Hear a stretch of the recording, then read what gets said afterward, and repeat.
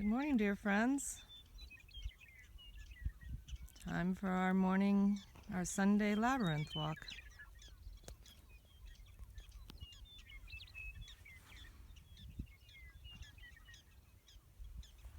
Thank you all for joining me.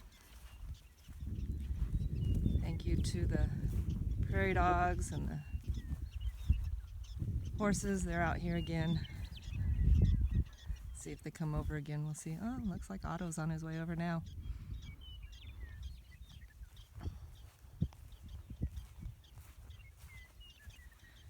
So today, I wanted to start our walk with a little grounding exercise. As I drew the cards this morning for our walk, I was guided to get grounded, which I'm sure applies to me, but it also applies to all of us. When we're grounded, we're in our bodies and we're connected to the planet, so we can be more discerning.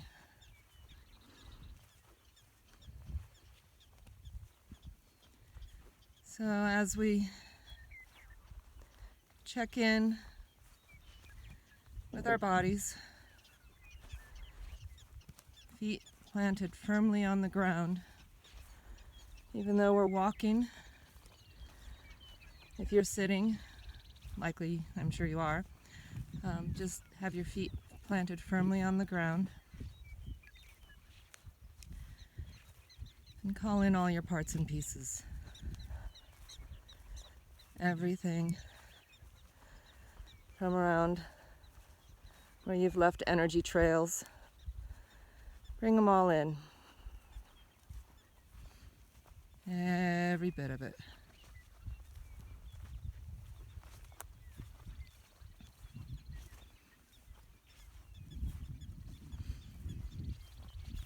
And as you do that, consider a connection from the top of your head all the way through your body, coming out the bottoms of your feet and going to the center of the planet.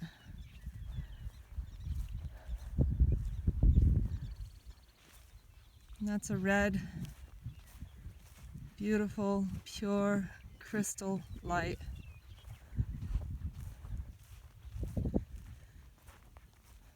It connects you to the center of the planet.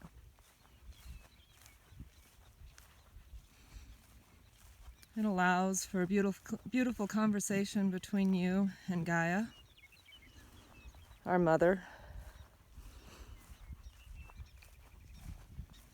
the divine feminine.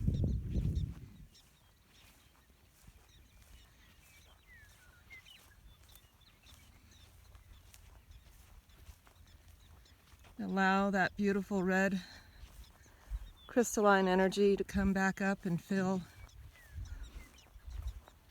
your body, your aura.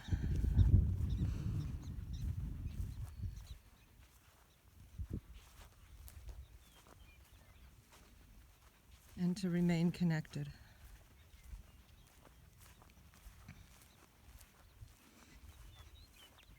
And just so we have balance between the masculine and the feminine, from the top of the head is a beautiful white, golden light that goes to the central sun, the divine masculine.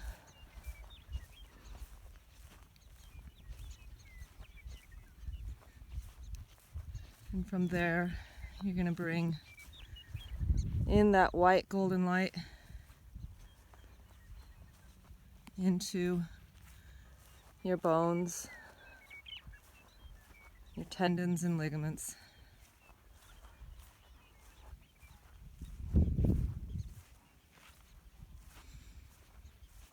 And then let those two pure, unpolluted energies, the divine feminine and the divine masculine, blend in your heart to create what we call the Rose Magnificat, that beautiful pink fuchsia color.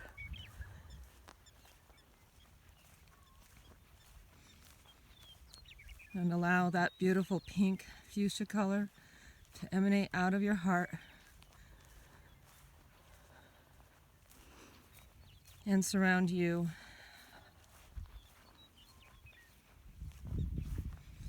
With the protective energy of the masculine and the feminine and the heart.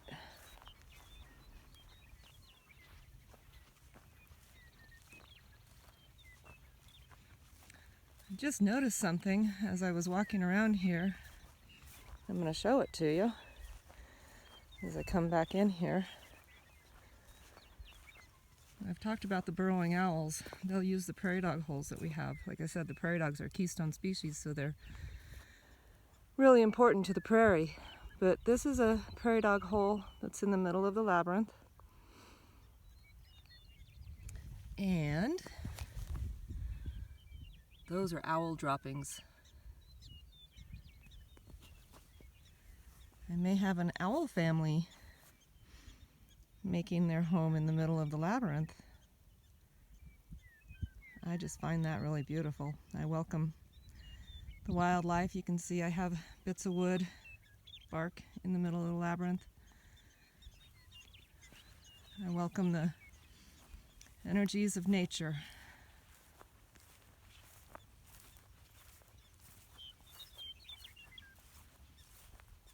Okay, so now that we're all grounded and protected, and it's really interesting how that practice took us all the way to the inside of the labyrinth, and now we went within to become grounded, to become protected, so that we may now bring the love out in our spiral out. Oh, and this might be the owl right here. I don't know that you can see him. He's up on top of that perch right there. You can just barely see him. I always think of them as, you know, the chicken hawk character in Foghorn Leghorn. The burrowing owls make me think of that character. I think that's what they based that character off of, those burrowing owls, because they're so little but so tough. Just love them. So you can see that there's some stones out of place right now. The horses have been grazing out here, and they'll move some stones to get to the grass. After our walk here, I'll come back around and replace them.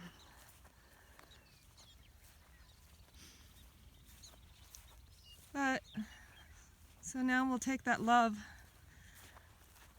grounded love, fierce love, back out to the world. Discerning love.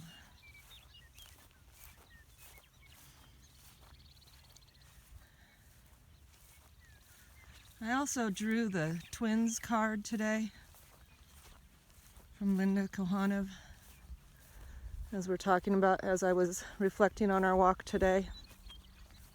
And what that's saying to me is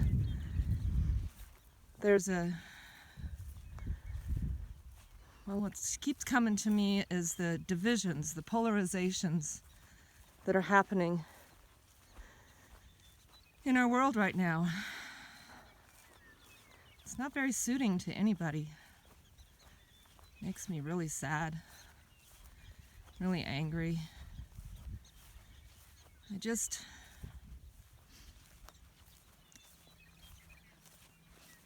We are not rigidly divided amongst two differing opinions. When it really comes down to it, if we all sat together, expressed our love for one another, prayed together, I bet we would find we're not all that much different from one another. And that we could come up with ideas and solutions that are not as polarizing, that are suitable to more than one faction.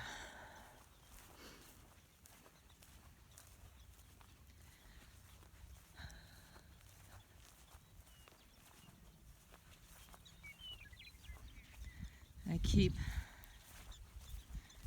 considering that masculine and the feminine and how we need to blend them.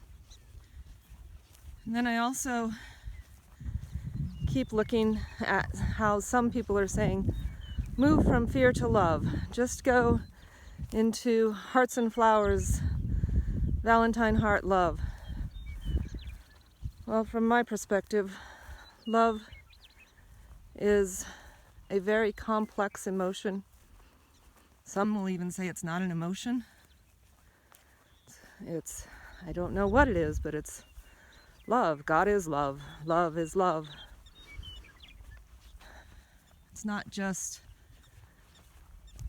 being happy, frilly, joy, joy.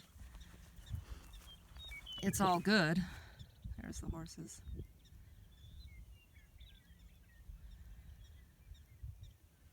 Love is also fierce in drawing appropriate boundaries where they need to be drawn. So it starts with love of self, love of soul.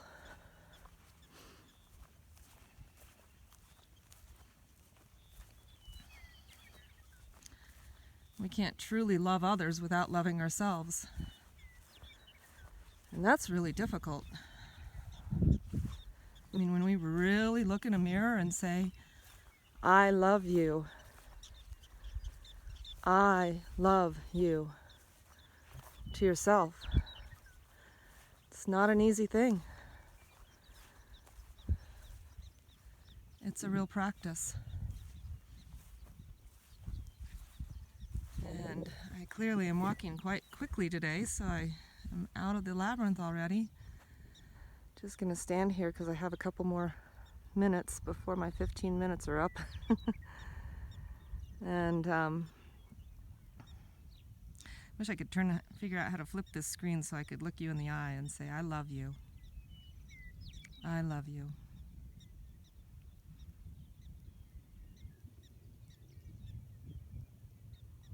And I pray that you're able to look yourself in the mirror and say, I love you.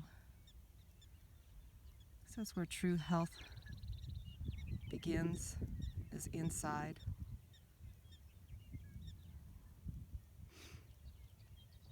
With love of self, love of soul, love of the masculine, and love of the feminine.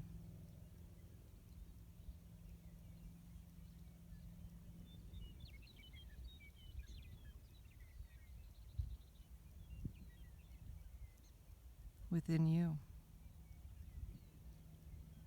within our world.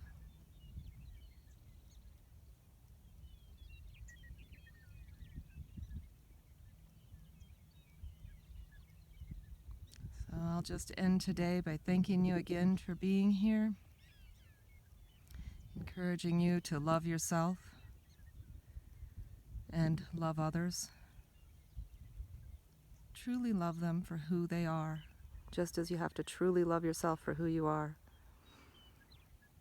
All of the good things and what you might judge as bad things is what makes you up and makes the other person up. So, peace be with you, folks. Have a beautiful day.